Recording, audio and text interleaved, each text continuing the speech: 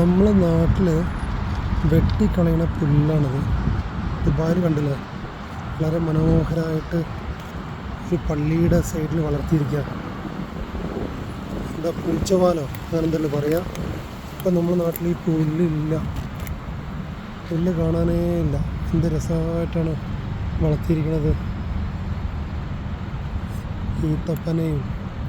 ഈന്തപ്പനേൻ്റെ അടുത്ത് ഇങ്ങനെ വളരെ മനോഹരമായിട്ട് വളർത്തിയിരിക്കുക.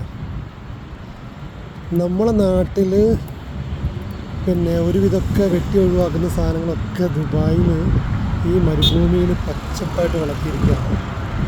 ചിലപ്പോൾ നമ്മുടെ നാട്ടിലൊന്നും ഇത് കാണാൻ പോലും കിട്ടില്ല. ഇത് വെട്ടിയിട്ട് വേഗം എന്ത് ചെയ്യും, നമ്മൾ തെങ്ങിന് വളമിടാൻ നോക്കും.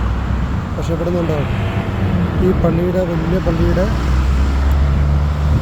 സൈഡിൽ ഇങ്ങനെ അതിമനോഹരമായിട്ട് വളർത്തിയിരിക്കുക. പച്ചപ്പും അതിൻ്റെ കൂടെ നമ്മളെ ഈ പുല്ലുകൾ, പൂച്ചവാല്, പിന്നെ ഇടയ്ക്കൊക്കെ ഈന്തപ്പനത്തിൻ്റെ ഓരോ ഇത് നട്ടിട്ടുണ്ട്.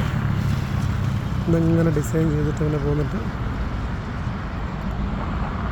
എത്രത്തോളം മനോഹരമാക്കാൻ പറ്റും അത്രത്തോളം അവർ റോഡ് സൈഡും പള്ളിയുടെ അടുത്തുമൊക്കെ അവരിങ്ങനെ പച്ചപ്പാക്കും. ഇപ്പോൾ ഒരിക്കലും ദുബായ് ഒരു മരുഭൂമി ആയിരുന്നു ആരും പറയില്ല. അത്രയും മനോഹരമാക്കിയിട്ട് കണ്ടില്ലേ. പള്ളിയുടെ അടുത്ത് ഒരു ബോട്ട്,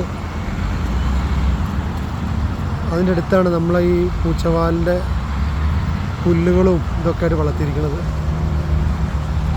എത്രത്തോളം മനോഹരമാക്കിയിട്ട് അവർക്ക് ഡിസൈൻ ചെയ്യാൻ പറ്റുമോ അത്രത്തോളം മനോഹരമാക്കും.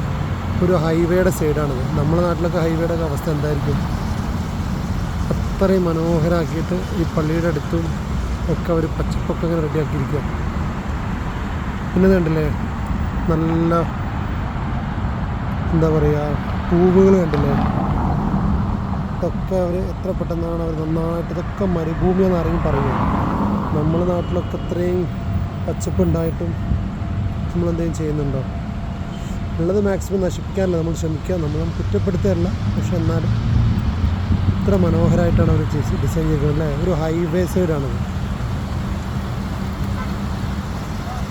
നമ്മളൊക്കെ മരങ്ങളൊക്കെ വെട്ടിയിട്ട് ബിൽഡിങ്ങൊക്കെ, വലിയ ബിൽഡിങ്ങൊക്കെ ഉണ്ടാക്കി അവസാനം മുമ്പൊക്കെ നമുക്ക് 6 മാസം മഴയും 6 മാസം വെയിലും. ഇപ്പോൾ മഴ വന്ന് ഫുൾ ടൈം ചൂടും വെയിലുമായി മാറിയില്ല.